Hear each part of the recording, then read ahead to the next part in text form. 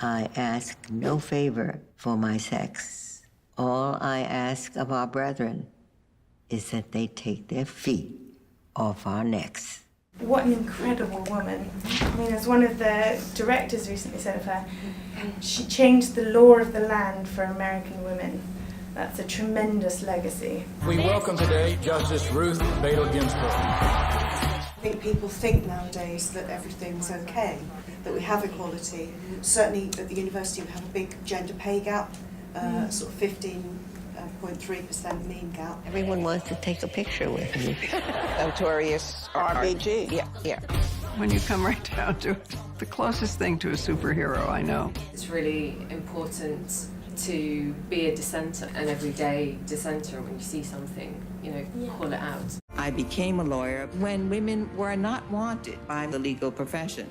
Thousands of state and federal laws discriminated on the basis of gender. She was following in the footsteps of the battle for racial equality. She wanted equal protection for women. When Ruth Bader Ginsburg started on her career, she had to be pretty much the best in her year at Harvard in order to get a job. And I think, whilst that's not directly something that I've experienced, it is something that women are still going through in the law. You have to almost prove yourself as being twice as clever as the man sat next to you. Men and women are persons of equal dignity and they should count equally before the law. So I think it's very, very important to get more women represented in Parliament, particularly in the UK in Westminster. We need many more voices to be heard there. We need people to bring cases, groups like Rights of Women, Unison, unions and things like that.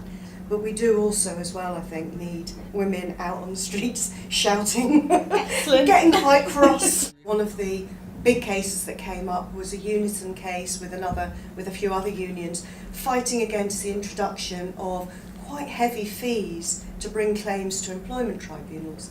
And the higher fees were for the more complex cases, which were always sex discrimination cases.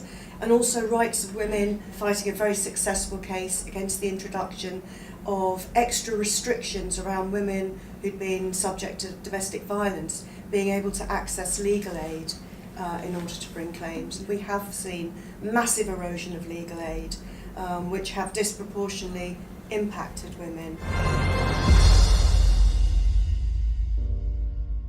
I've heard that she does 20 push-ups 3 times a week or something. I mean, we can't even get off the floor. We can't even get down to the floor.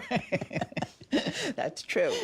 I think it's kind of a feminist methodology, this idea of accept nothing and question everything. And in that way, you make people think.